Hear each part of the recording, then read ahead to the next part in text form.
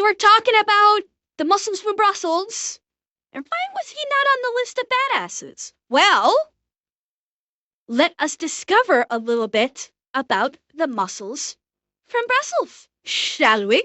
Psychologists say childhood is where we all began. When Jean-Claude was a child, his parents decided to mock him a bit, just like all parents usually do with any other child, and signed him up for ballet. As a young man, he won several European karate championships and got his own gym from his first wife, where he taught people to kick high and do splits. His first appearance on screen was as an extra in a movie with Rutger Hauer. That one was shot in Belgium. Some Hawkeye there told Van Damme that with such talents, he should conquer Hollywood, and that's exactly what he did. But there's a catch. Young Van Damme struggled to break through in Hollywood for a long time.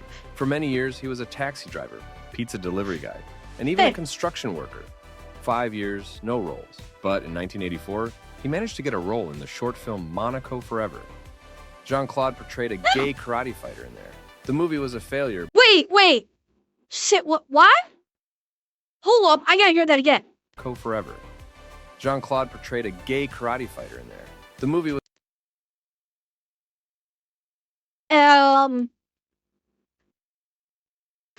A-Tay? When so far? Yeah, around this time, him portraying a gay man? That is not something I would have expected. In the early 80s. Huh. Okay. And that's interesting. I thought that his first, I thought one of his first, his first on-screen appearance was in Black Eagle. I guess I'm incorrect. Huh? The movie was a failure, but Van Damme got lucky. That year, he met another karate fighter and became his partner, sparring partner. Chuck gave Jean-Claude the opportunity to be a stunt double in the film Missing in Action. Thanks to Chuck, Van Damme got his foot in Cannon Films' doors. Holy shit! He was running around in hopes of getting any role. That opportunity came with the movie Breakin', where Jean-Claude can be noticed in the background. He says at some point, he performed his famous split, but the mean director cut that moment out, while Jean-Claude was sweet. Holy crap! Jean-Claude dancing around in a singlet. Oh my god! No, Chuck didn't, Victor, Chuck didn't train Jean-Claude, he was his sparring partner. So I would not say that Chuck trained him.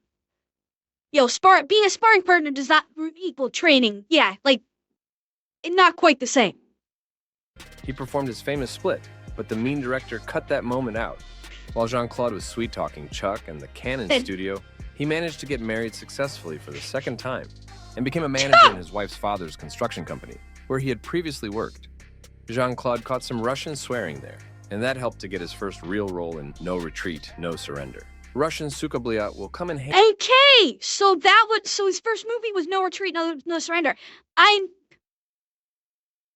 Wait, is he wearing lipstick? Yeah, no kidding, Mouse. I was kind of eyebrow tilt on that one too. He got married successfully twice. Huh?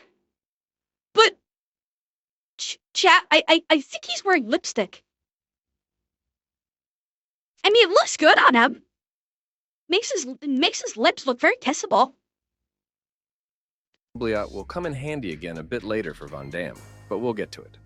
So, shooting No Retreat, No Surrender had some issues. Everyone improvised on set, and the Belgian took full advantage of this to showcase all his talents. Colleagues complained Jean-Claude didn't understand they were just soft and gentle actors, not sparring partners that actually could be punched full power. Apparently, that's what sparring with Chuck Norris does to a person. They say someone was even taken to a hospital once. Such behavior became the actor's trademark for a while. Thanks to the success of No Retreat, No Surrender, Van Damme was noticed, and he managed to get into Bloodsport. Before moving there, let's stick a bit with honorable mention. Wait, a lesser-known Jean-Claude role as a predator in the eponymous film. In reality, that's not quite... Wait, you're not even gonna bring up Black Eagle? I know for sure that he was in Black Eagle before he did Bloodsport, because after Bloodsport, he played only heroes after he did Bloodsport for a very long time until finally they got to the Expendables movie in which he played a villain. But otherwise, he was playing good guys. In No Retreat, No Surrender, and in Black Eagle, he was a villain. And okay, hang up. I don't normally do this, but hang up. I need to look this up.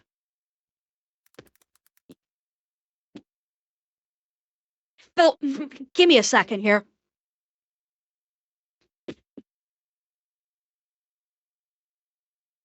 And Tate, The Missing in Action, Monaco Forever. Oh, fuck, it was. So they must have filmed at the same time. Because they both came out in 88. So they filmed them at the same time, but Bloodsport released slightly before. Okay. Because I distinctly remember seeing cover art for Black Eagle that said Jean-Claude Van Damme in his first appearance.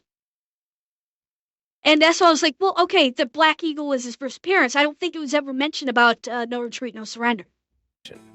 A lesser-known Jean-Claude role as a predator in the eponymous film. In reality, that's not quite accurate. According to Arnold Schwarzenegger, Van Damme complained and fainted from the heat more than actually filming. But even that wasn't his main problem. Most likely, seeing Arnold's name, Jean-Claude signed the contract immediately and didn't bother to read it. How else can you explain his dissatisfaction with the fact that the Predator costume hit his pretty actor's face? There's also another version. During filming the confrontation scene between Arnold and the Predator, the director noticed Van Damme looked too tiny next to the gigantic Arnold and decided to replace him with someone more impressive. The versions that Jean-Claude injured someone with his high kicks on set are ridiculous. The cast was full of huge ripped guys, and there's a suspicion they didn't give a damn about all these magic infinite spins. And since Jean-Claude later had a cameo in McTiernan's movie with Schwarzenegger, I assume he was a good boy this time. The role in Bloodsport... Wait! He had a camp? I don't... Oh, yeah, that's right, during the theater scene. I forgot about that. The role in Bloodsport changed everything for Jean-Claude. Yes, he got into this film directly after No Retreat, No Surrender. Bloodsport was based on real events, supposedly. A quote-unquote true events. Frank Dukes has been proven to be 100% a fucking liar. So, Frank Dukes, no. He is a liar. This is quote-unquote based upon true events. Still, Bloodsport the movie was a lot of fun. I still think that Bloodsport was a hell of a lot of fun as a movie. And I don't care that Frank Dukes is a scam artist and lied his fucking ass off to whatever Hollywood exec he talked to. The movie was still a hell of a lot of fun. Participant in the real events was so pissed at Jean-Claude's physique that he made him sit in a split and meditate for the next 3 months until his muscles grow big. What? Supposedly. A participant in the real events was so pissed at Jean-Claude's physique that he made him sit in a split and meditate for the next 3 months until his muscles grow big enough. The movie didn't work, so post-production period dragged on. Meanwhile, Jean-Claude managed to portray another Tovarish in the film Black Eagle. We all remember how dramatically and realistically the Belgian got smacked in his best movies, and that made his revenge afterwards so satisfying and rewarding. Jean-Claude realized if Bloodsport didn't succeed, the actor risked being stuck as a punching bag. That's why he refused to shoot a scene in which his character would die at the hands of the protagonist. Not because the mean Japanese fought back on the set much better than the soft American actors. Sure, right. Whatever it was the right thing to do. Black Eagle went straight to video, and Van Damme's shame went unnoticed. Bloodsport gathered dust on the shelf for about 2 years already, and it seemed impossible to make something that would satisfy the producers. The movie was about to be released straight to video, but Van Damme intervened. They say he spent several months re-editing the film. The result finally pleased the bosses. The home release earned the studio $11 million on a budget of just $1. Critics wanted to award him a golden raspberry, but Van Damme didn't care. Cannon studio bosses knew who had saved their butts. Same trick was also once pulled by another Street Fighter with a bad attitude. When this video receives 1,000 likes, I will release a video about him. In Cyborg, Van Damme was filmed with a broken camera on a mobile phone from a well-known old Finnish brand. The sets were reused from 2 other films. Wait, what? Filmed on a mobile phone camera?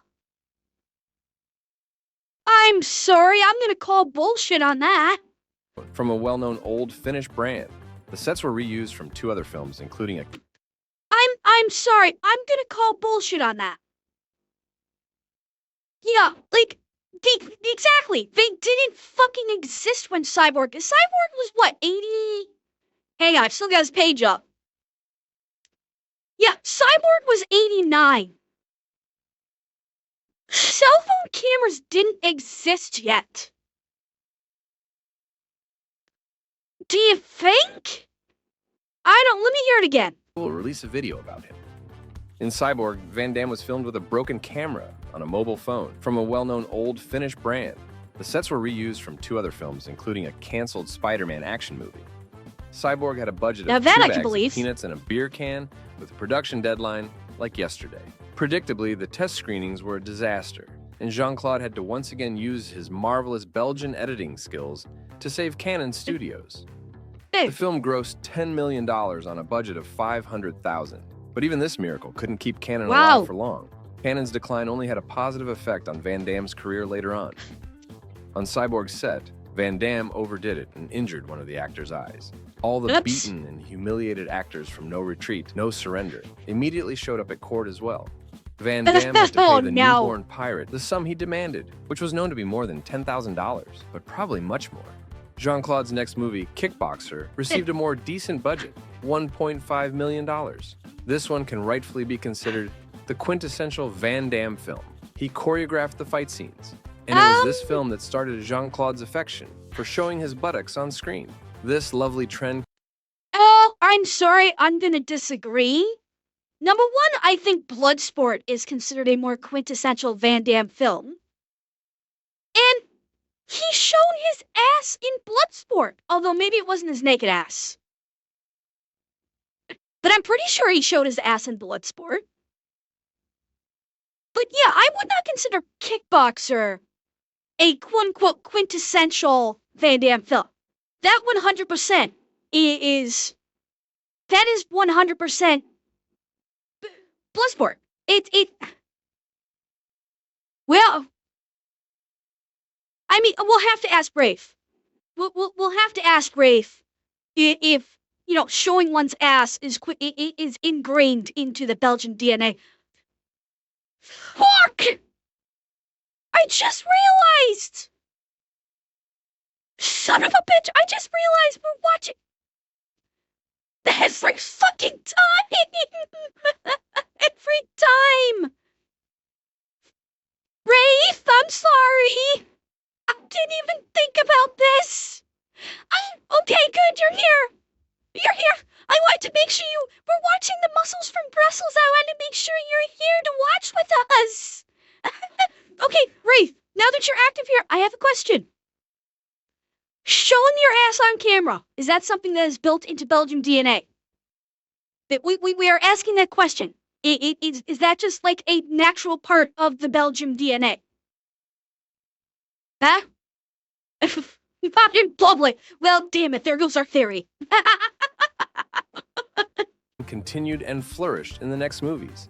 Despite such awesomeness, critics were unimpressed and called Van Damme a hillbilly version of Schwarzenegger. The film grossed $15 million in the U.S. Damn! Okay. Say what you will about Van Damme. God damn, that man is packing.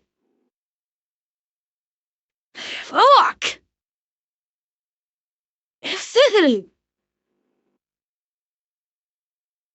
That, you can call him a hillbilly all you want, but pretty sure this man could probably take home some trophies in a dick swinging contest.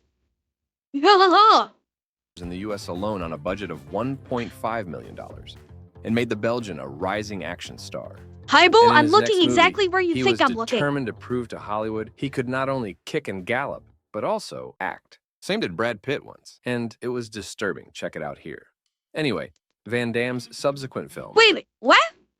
Hang on. to Hollywood, he could not only kick and gallop, but also act. Same did Brad Pitt once, and it was disturbing. Check it out here. Anyway, Van Damme's What? subsequent films, such as That made no Lionheart, sense. Death Warrant, Double Impact, and Universal Soldier, consistently grossed more and more at the box office. The Belgian He's gradually became improving. a highly in-demand action actor. Lionheart was filmed by Imperial, which had signed a 2-film contract with Van Damme during making Black Eagle. There was no script or ideas, but the obligation to shoot remained. So Van Damme Yeah, had to come Eric, up with the concept. I do believe that the narration is AI. Yes, I think we've established this before. Like, that's why I didn't understand what the fuck he was talking about when he was talking about Brad Pitt. Like, what the hell the fucking reference was. Himself and participate in writing the script. Universal distributed the film. That was huge, as Jean-Claude moved from B-tier projects to mainstream cinema. Death Warrant was produced by the Cannon Group, which went bankrupt before the film was released. That's exactly why the movie looks so cheap. The film transferred to MGM Studio, which assembled it poorly and released it after several years without any promotion. Despite that, it managed to collect a decent box office. With a budget of $4 million, it grossed more than 16. Most likely the studio made a ton of money by releasing the movie on home media, but no reliable info can be found about that. Double Impact. Well, this was also back, when these movies also came back out during a time when people just loved action movies. They loved these fighting movies. They didn't really care too much about the story. They didn't really care too much about, sets or special effects. They just wanted to see big buff guys beat the fuck out of each other. You give them a decent fight. Like, all you really needed was decent fight choreography. If you had decent fight choreography, the rest of the film was just gravy, honestly. You could say Van Damme was Bell Hung Bahaha. Ha ha ha. Impact was the first movie in which Van Damme played 2 roles, earning positive reviews from both critics and audiences. Through Twins, the film managed to satisfy fans of both sides of the Belgian, the sweetie pie heartbreaker and the masculine alpha savage. As part of the promotion for Universal Soldier, Van Damme and Dolph Lundgren staged a conflict on the red carpet of the Cannes Film Festival. That can and should be considered a successful viral marketing attempt. At that time, Jean-Claude did everything he could to promote and enhance his movies. In the romantic drama Nowhere to Run, Rosanna Arquette stated it was originally supposed to be a serious film with Mel Gibson, without any action. But Van Damme stormed in and made the new screenwriter, Leslie Boehm, rewrite everything, adding fights and punches. The only thing left from the original script was the storyline of the escaped convict and the widow with 2 children. Joe Esters wrote the original version of the screenplay and publicly disowned the film after these changes. For Nowhere to Run, the Belgian received his highest fee at the time, $2.5 million. On the set of Hard Target, Jean-Claude undressed admirable... Okay, whoever was that said that Street Fighter was Van Damme's best role, honestly, I think Hard Target was one of his better action movies. Like, he didn't do a lot of, like, hand-to-hand combat. He did some, he had the fight scene in the beginning of it, but I do find, like, Hard Target as over-the-top crazy John Woo gloriousness is, I think, one of his better films. This was a hell of a lot of fun. Yes, he played Charles Boudreaux from the Bayou of New Orleans. It's kind of funny. Yancey Butler was kind of, like, obviously he was billed as the main character, but Yancey Butler had, like, fucking nothing to do in the movie. That's the funny part. Like, she was, you would think that he was gonna be, like, his love interest, or they would be paired up more, but she had, like, fucking nothing to do. And it's so interesting because she really was just, like, the damsel in distress of the movie. And she would go on to be, Sarah from Witchblade. She would go on to be badass characters, when in this film she was just nothing but a damsel in distress. Regularity. And the director John Woo had to hastily cut out all this greatness to get the desired age rating.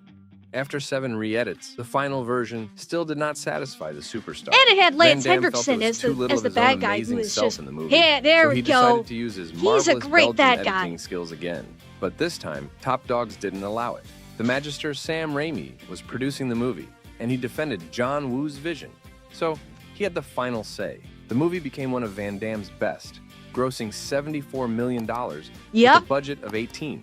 Hard Target marked John Yeah. Woo's spectacular debut in Hollywood. And think about that. The budget on this film was 18 million and grossed 70 million. Think about that by comparison to today's standards. And yes, there is the whole adjustment for inflation thing, but I imagine that even adjusted for inflation, this movie probably only cost, adjusted for inflation, under 100 mil. I would say if you did an adjustment inflation, it would probably be like 80 million to make. And then its total take would have probably been 150 if you adjusted for inflation. And hello, Dasmilia. Hello, Raiders. How's it going? Welcome in. Aw, Amelia kicked you out, Gore. Well, that's okay. Welcome in, Raiders. How are you doing? Mods, can we get a shout out to Amelia, please? How was your raid? How was your raid? How was your stream? Did you guys have fun during your stream today? You have a drinking problem. Gord, no comment. No comment whatsoever. So how was it? How was your stream? Did you guys have fun? I hope you did. You guys got us. You're in the middle of.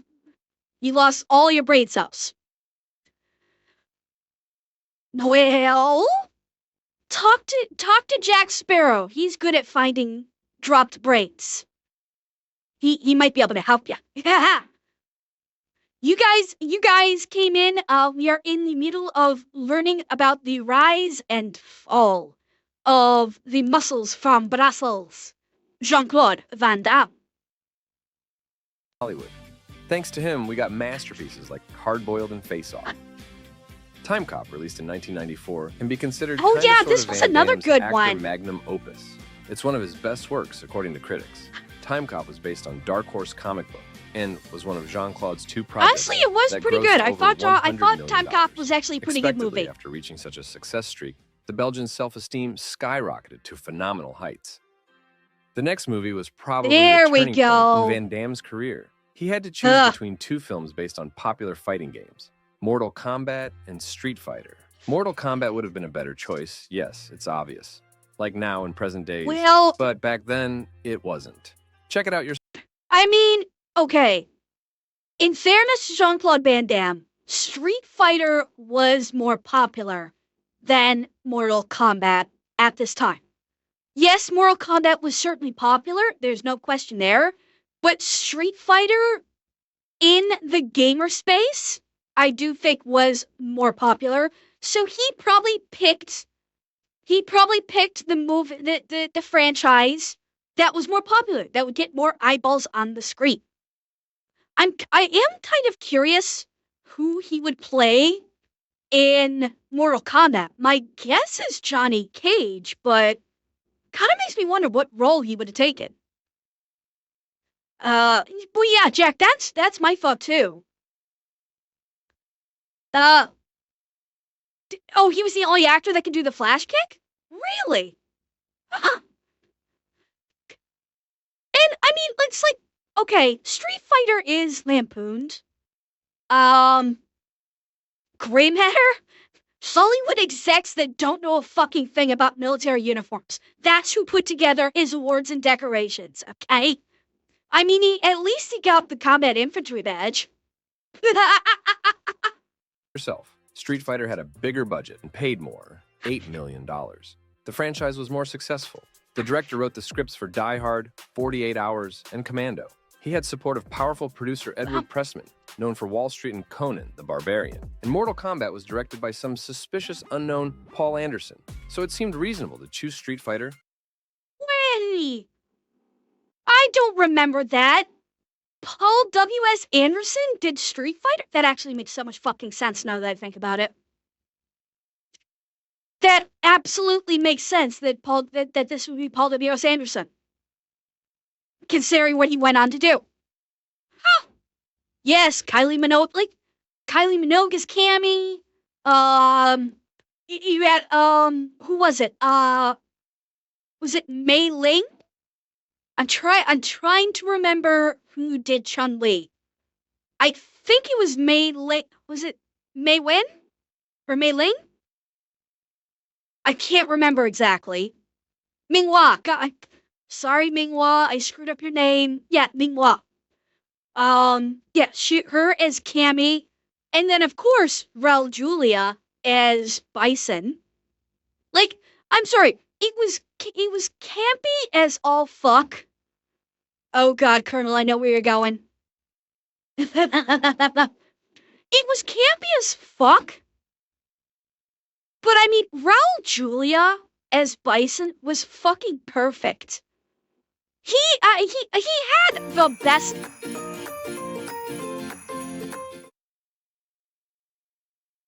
Okay, I was not expecting that. That I was not expecting. Now,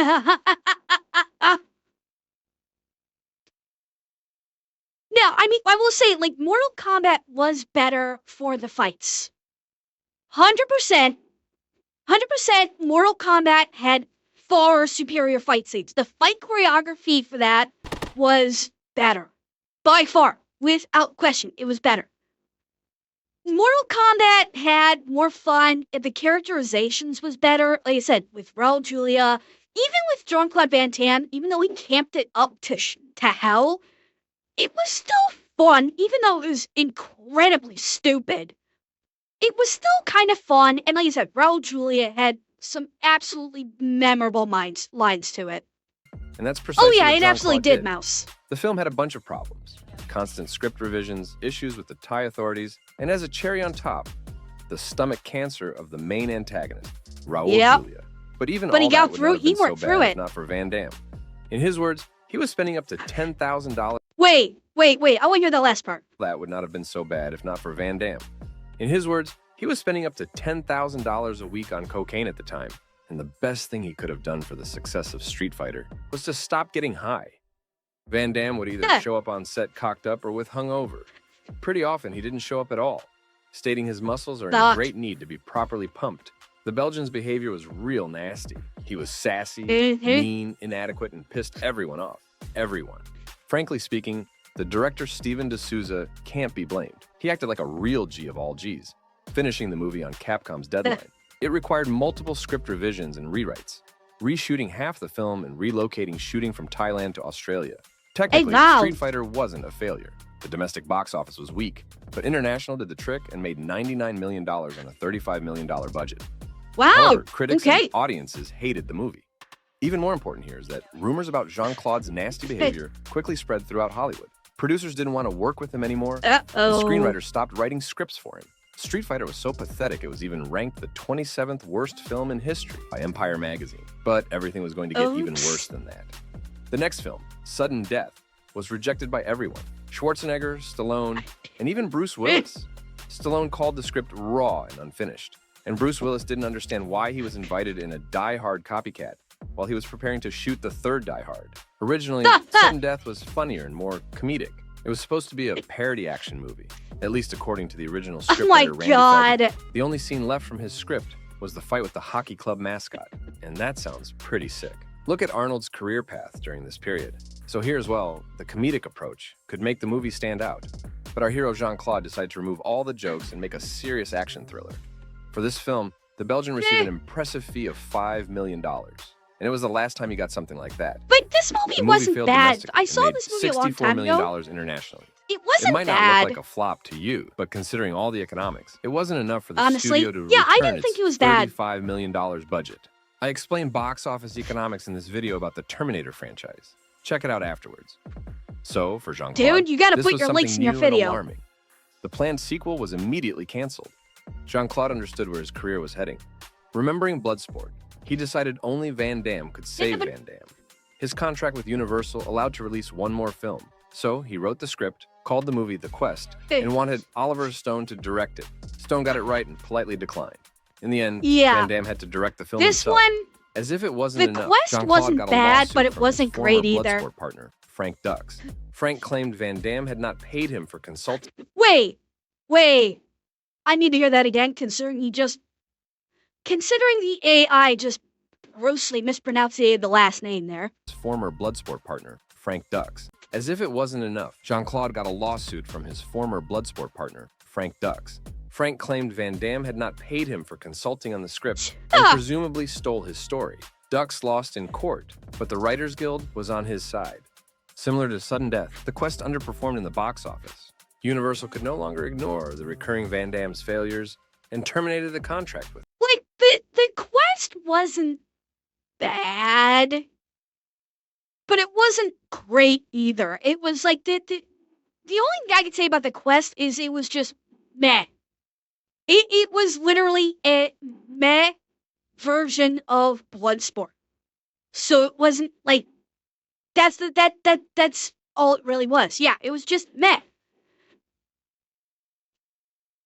Yeah, I would definitely put it into the B movie category, Victor. And to be honest, a lot of Van Damme movies would be B tier.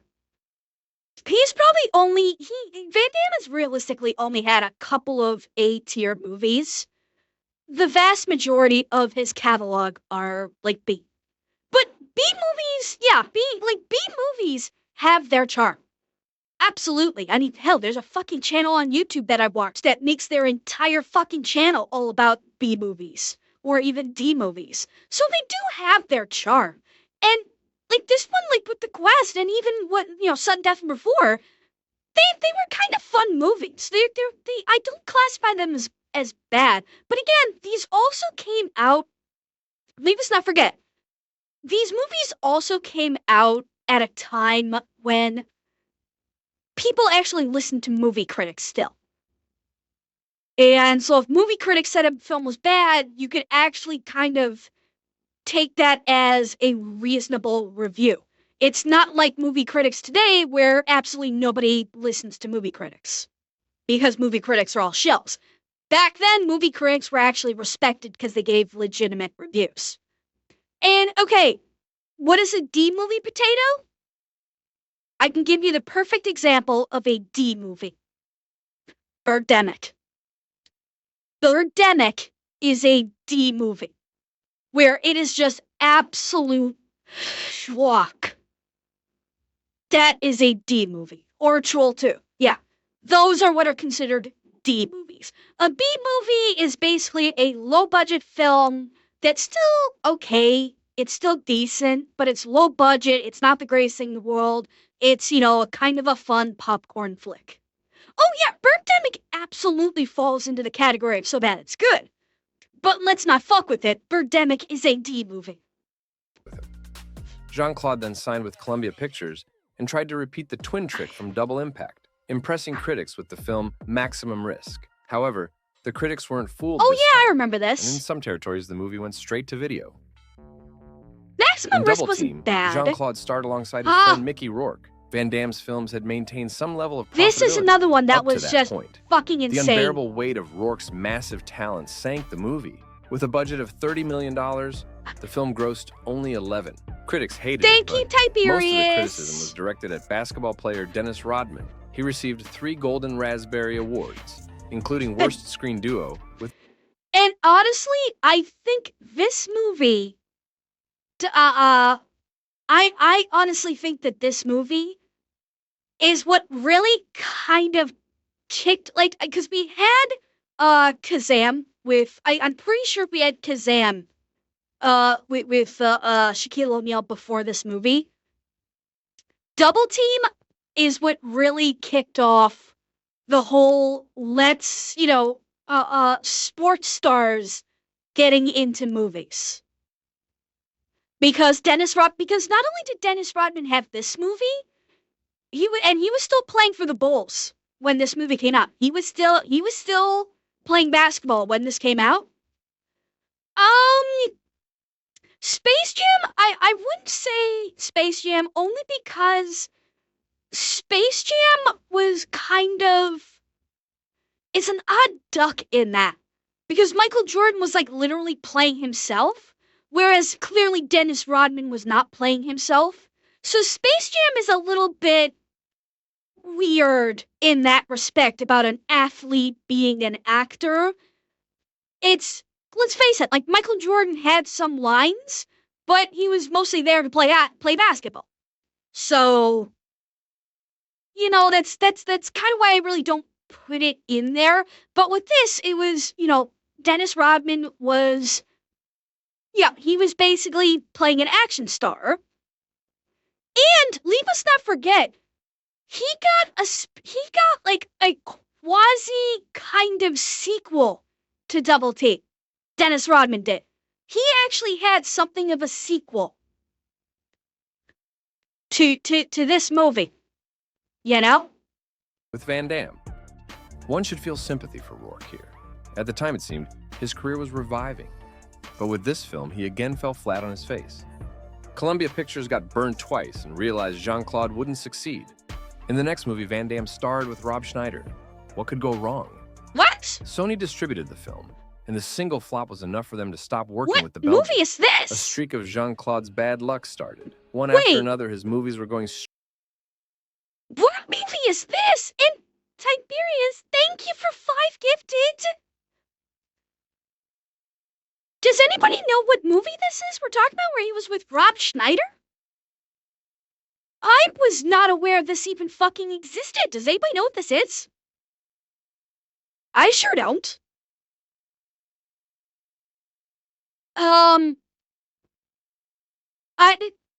David, I have no idea what the movie is. I have never even heard of it. This is knockoff? Wait, is this knockoff? God, it's been a long time since I saw knockoff. I did not even recognize it. I didn't even recognize it's been that long. Holy Belgium. shit. A streak of Jean-Claude's bad luck started. One after another, his movies were going straight to home video, and the former karate mates pounced on him, exposing Van Damme's fake talent. Some even tried to challenge him to professional fights, but Jean-Claude refused, understanding who would benefit more from this. He continued to punch his peers, though, and one story stands out in particular. Stallone mentioned in one of his interviews there was a conflict between Steven Seagal and Van Damme around this time. It happened at Sly's party. Seagal listened to some enlightened internet experts and confronted Van Damme about his karate skills. With his signature arrogance, of course, Jean-Claude kept his cool and offered to throw some fists to prove his point. Like a true Aikido master, Seagal declined and left. A fight between such titans would inevitably lead to the annihilation of all existence.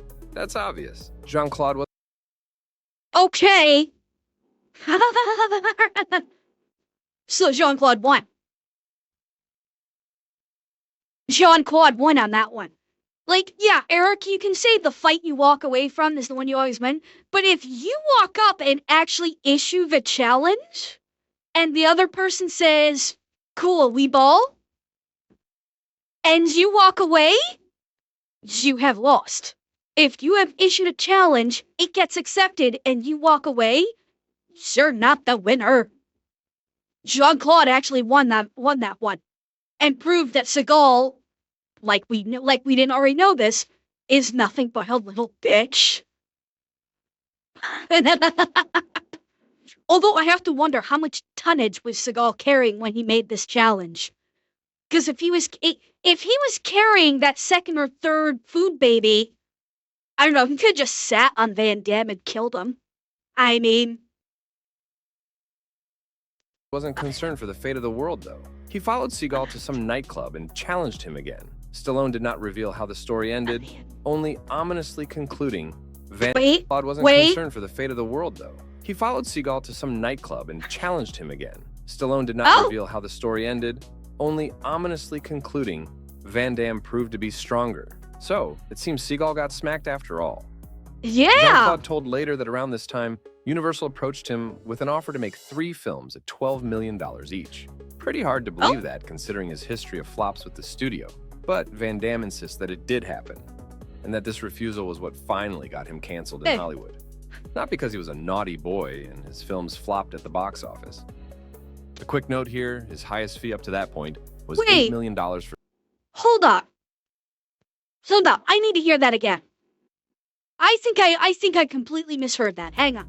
Jean-Claude told later that around this time, Universal approached him with an offer to make 3 films at $12 million each. Pretty hard to believe that, considering his history of flops with the studio. But Van Damme insists that it did happen, and that this refusal was what finally got him canceled in Hollywood. Okay, you should have opened with that, my guy. I completely missed that part where he refused to do 3 films at $12 million each, which I'm sorry, I have a tough time believing that. I have a very difficult time believing that Van Damme was approached to do 3 films at $12 million each, and he refused. I'm sorry, that smacks of bullshit. Yeah, but that's what I'm saying. It smacks of bullshit. Exactly. Like, either he's lying or the offer was like what you said, Haibo, where it was $12 million for all 3 of them, not each. Not because he was a naughty boy and his films flopped at the box office. A quick note here, his highest fee up to that point was $8 million for Street Fighter. Jean-Claude continued to participate in movies that went straight to home video. Some of them were canceled before the release. For example, Universal Soldier. The return was so terrible that everyone pretended it never happened, and future sequels would simply ignore it. Everyone destroyed this movie, and it marked the end of the Belgian's mainstream career. No. It is hard to imagine the psychological pressure Van Damme felt during this period, as the budgets of his films were only reducing and none of his films were released in American cinemas. Around this time, Jean-Claude was diagnosed with bipolar disorder. Those who understand what the heck that is, get it now. Jean-Claude wasn't shy talking about his illness in interviews, saying at times he was the nicest young gentleman on the planet. And sometimes, well, sometimes you would have... Okay, hold up. Hang up.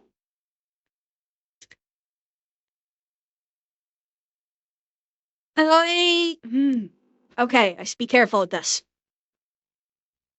Jean-Claude claiming he has been diagnosed with bipolar?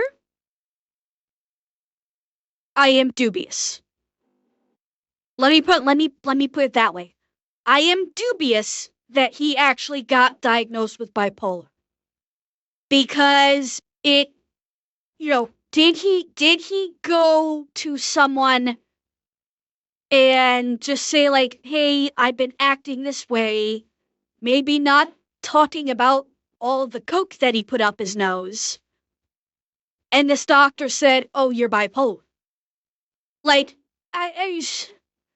yeah, exactly. That's like, as much as I hate to say it, we are in an age where it's like, okay, you need to produce the receipts on this, because something like using a mental disorder or a mental illness as an excuse for your behavior is too easy.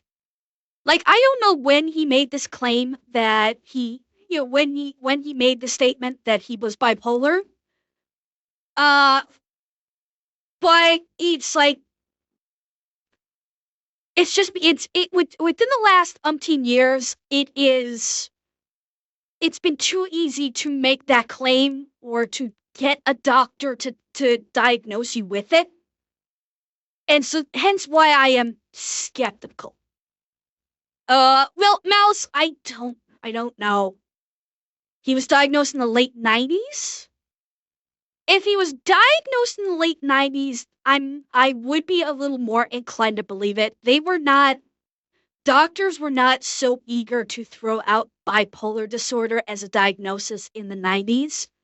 That was something that they weren't passing out mental illnesses willy-nilly in the 90s. So if that's when it was, I can kind of believe it. I could. It's like, okay, I'm more inclined to believe it might have been legitimate. Indeed I am. And yeah, I could eat and who knows, like there could be something else stacked on top of the bipolar, because that's not uncommon either. Just instantly hated him, let's say that. In 1999, the Belgian attempted another comeback, again using his marvelous Belgian editing skills. Inferno movie even got some ovations during test screenings. After all, the film was directed by the person who made the first Rocky and the Karate Kid, and produced by Evzen Kolar, who also produced Double Impact. But Van Damme decided that such success wasn't enough, and it could be even greater. However, this time, after his marvelous editing, the miracle didn't happen. The movie was released straight on home video. But even more crap was going down the road. During this period, there was also a story of a club brawl where Jean-Claude had a conflict with his former bodyguard, Chuck Zito. He was then dating Van Damme's fourth ex-wife. Thank you, Tiberius. Chuck, saying he doesn't have a heart. After mutual insults and some flexing, a scuffle took place. According to Mickey Rourke, if not for his incredible boxing talent, Van Damme would have been done for. Club owners confirmed this story, but many witnesses said Jean-Claude was casually giving autographs as if nothing had happened. No signs of injury also weren't there, like any court cases or comments from Van Damme himself. The story could be true, or just a fake blown up by the tabloids, but either way it left a bad taste in the mouth.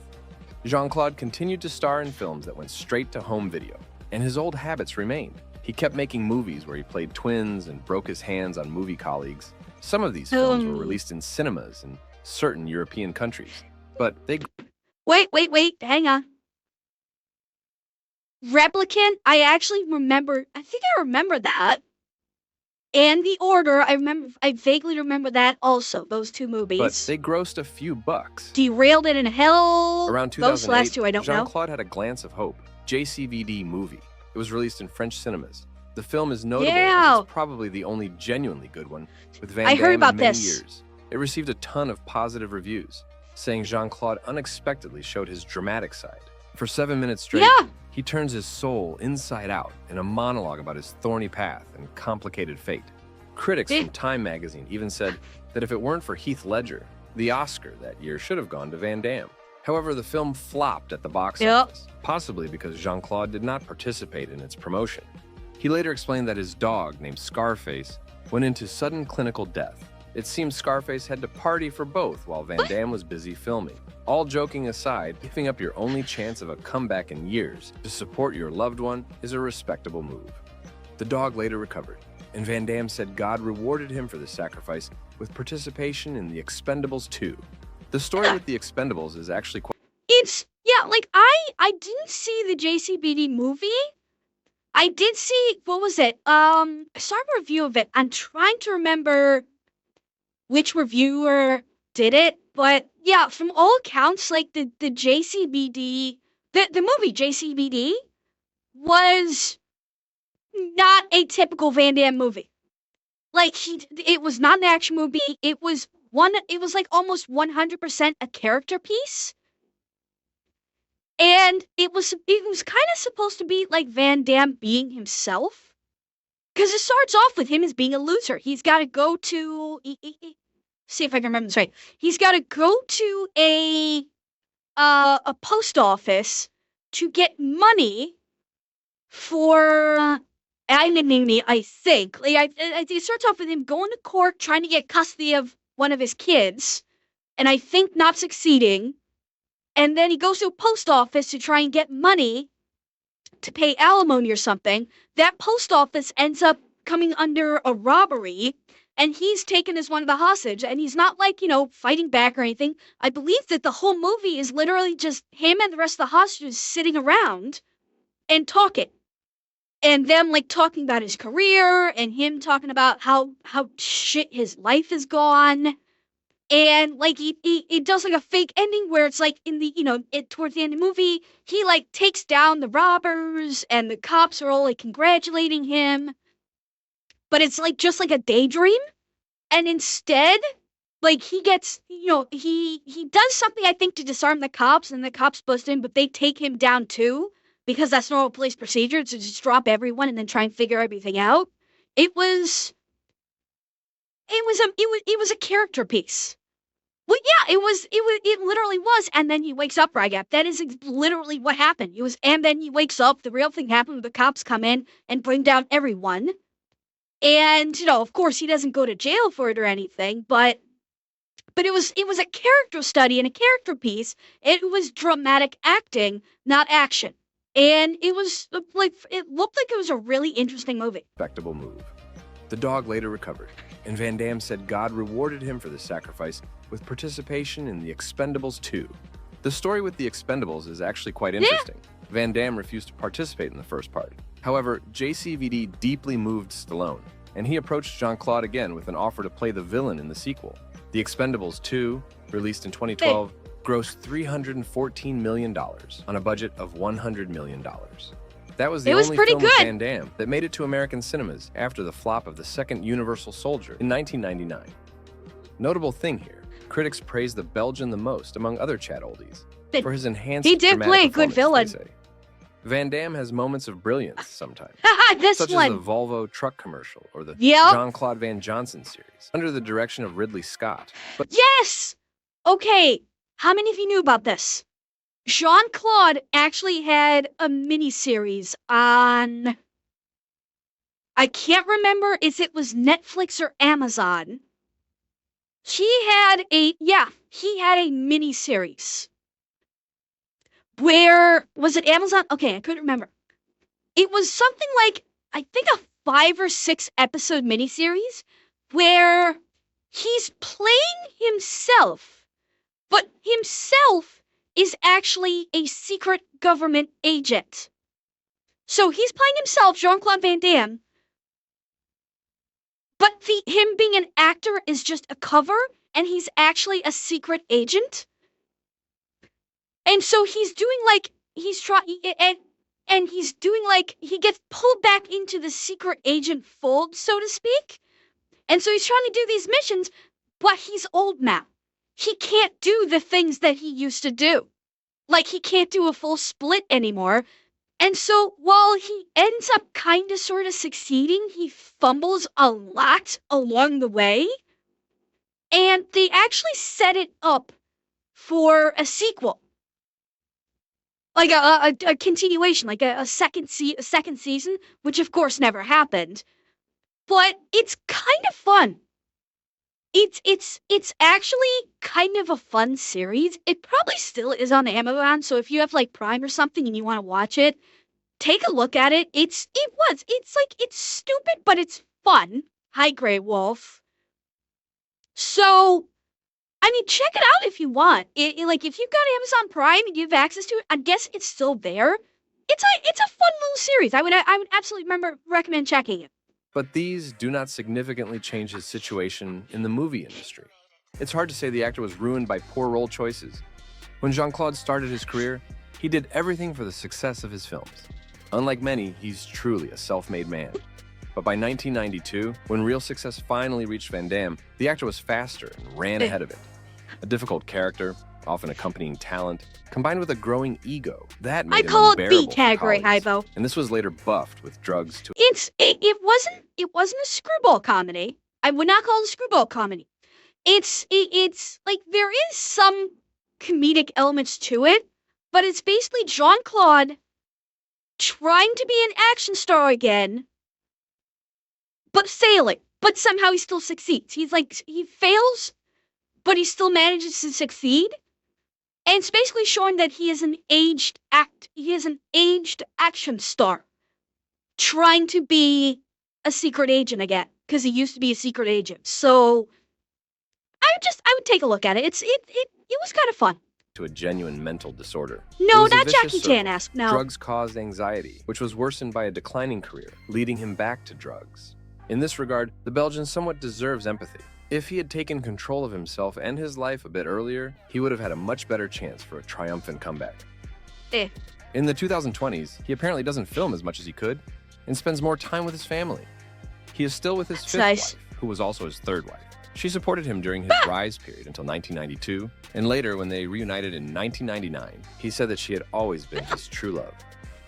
God gave him his dream of being a superstar, and then immediately knocked him down to teach him the true values of a man. Maybe it's just his age, but he seems to have learned his lesson. Yeah, I mean, if he's spending a lot of his time with his family, you know what? I'm gonna say it. Like, he obviously did some piss poor things. He had a very rocky career. He made a lot of bad choices, particularly with the drugs. But you know what? If he's, retired now, spending time with his family. That's nice. I absolutely like that he is able to be spending time with his family. Yeah, that's it's lovely. And so I'm happy to hear about that. You know, people that go through tough times, you know, even if they do bad things, if they, you know, if they go through you know, almost everybody has the opportunity to go through a redemption. And every person that does bad things can go through a redemption arc. And I'm kind of glad to see that he kind of has gone through a bit of a redemption arc and kind of has something of a happy ending. I am happy to hear it. I am happy to see that. I'm glad he was able to. And I hope he's able to continue keeping this happy ending. That's another thing I should say. I hope he's able to keep this happy ending and doesn't do something to fuck it up.